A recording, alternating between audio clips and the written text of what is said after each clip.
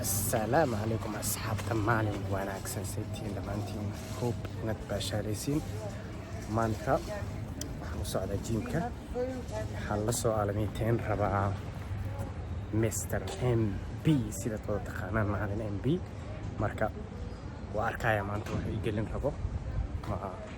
legs maan sameynaa back maan sameynaa arms maan la sameynaa I don't know kaliya inaan soo aalamiiteen ayaan ogahay marka stay tuned guys waa idin soo duubaya workout-ka dhammaan aan sameynayno marka intaas aan u tagaynaa maanta la aalamiiteynayna boom videogana like ku bilow like-ta ku dhufo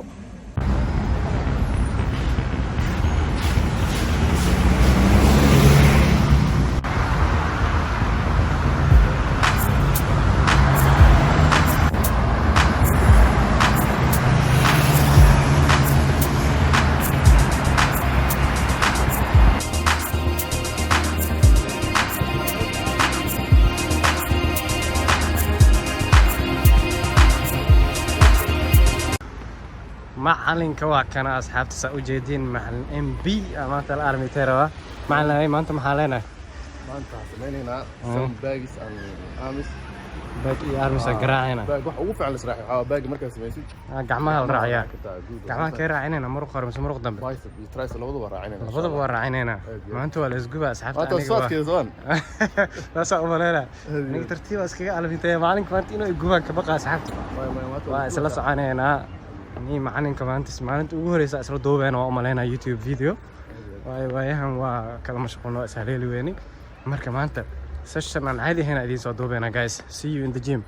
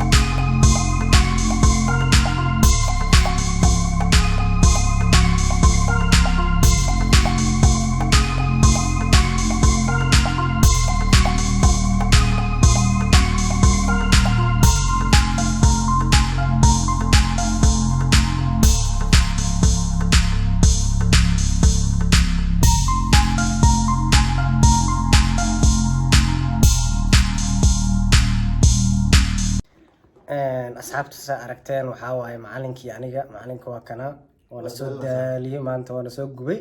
2 hours iyo waxaan miiteenaynay meeqo 2 hours meelahaas adiga soo gubnay back and arms soo shaqeynay muujadin gacantaas marka maxaa jeclaan lahaydeen inaad aragtaan ani macalinka isla sameynayno ani kaliya video soo dhigi jiray waa aragteen marka macalinka maanta waxaa waaye